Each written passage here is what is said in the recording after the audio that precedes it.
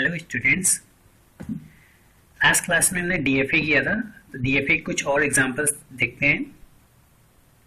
Question है, design a DFA that recognize the language L a की power n b such that n is greater than equal to 0 over a comma B.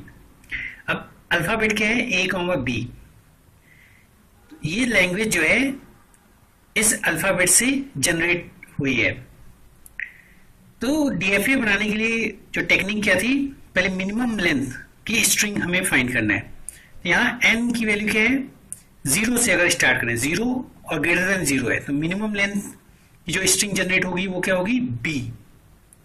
क्योंकि ए की power 0 equal to 1, तो minimum length की string क्या होगी? वो होगी बी। नेक्स्ट स्ट्रिंग क्या जनरेट होगी? That is A B. उसके बाद क्या जनरेट हो सकती है? A B. ठीक है, सो ऑन। तो अब इसका मुझे अगर डीएफए बनाना है तो मिनिमम के लिए पहले हमें बनाना होगा। तो देयर आर 2 स्टेट्स और 2 मेथड पॉसिबल्स। एक तो आप ऐसे सोच सकते हैं कि Q0 स्टार्टिंग स्टेट है, क्योंकि मिनिमम के लिए बनाना था, तो Q0 ही फाइनल हो सकता है ऑन इनपुट B। आप ऐसा सोच सकते हैं कि मैंने कहा था बी मिनिमम के लिए फाइंड करना है। और आप क्या सोच सकते हैं?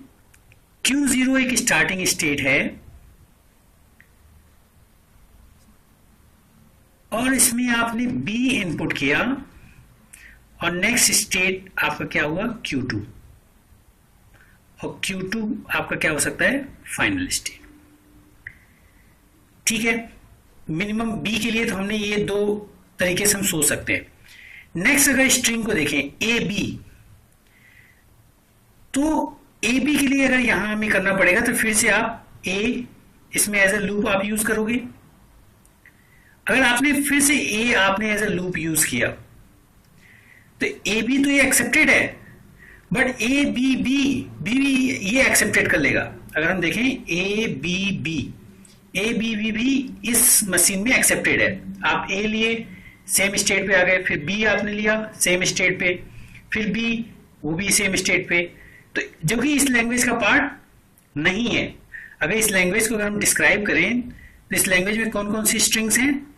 तो मिनिमम बी, उसके बाद ए बी, फिर ए बी, फिर ए बी, सो ऑन। तो ए बी इस लैंग्वेज का पार्ट नहीं है, जबकि इस मशीन में एक्सेप्टेड है। इसलिए ये मशीन हमारा करेक्ट मशीन नहीं है, करेक्ट डीएफए नहीं है। तो करेक्ट डीएफए के लिए क्या है? Q0 आपने B एज इनपुट दिया, नेक्स्ट स्टेट आपका Q2 हो गया।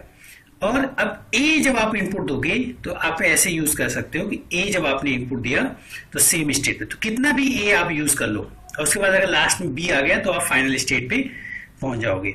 इन केस बी के बाद आपने कुछ और एंटर किया तो उसके लिए आप यहां देख सकते हो, अगर आपने ए एंटर किया नेक्स्ट स्टेट आप एज्यूम कर सकते हो Q3। ठीक है, और फिर अगर इन केस बी भी आ गया तो भी आप नेक्स्ट स्टेट एज्यूम कर सकते हो Q3। अब इसके बाद कितने भी ए और बी आए कोई मीनिंग नहीं। ये 2 एरो के इंस्टेड ऑफ यूजिंग 2 एरो आप एक सिंगल एरो भी यूज कर सकते हैं, और आप यूज कर सकते हैं ए कॉमा बी।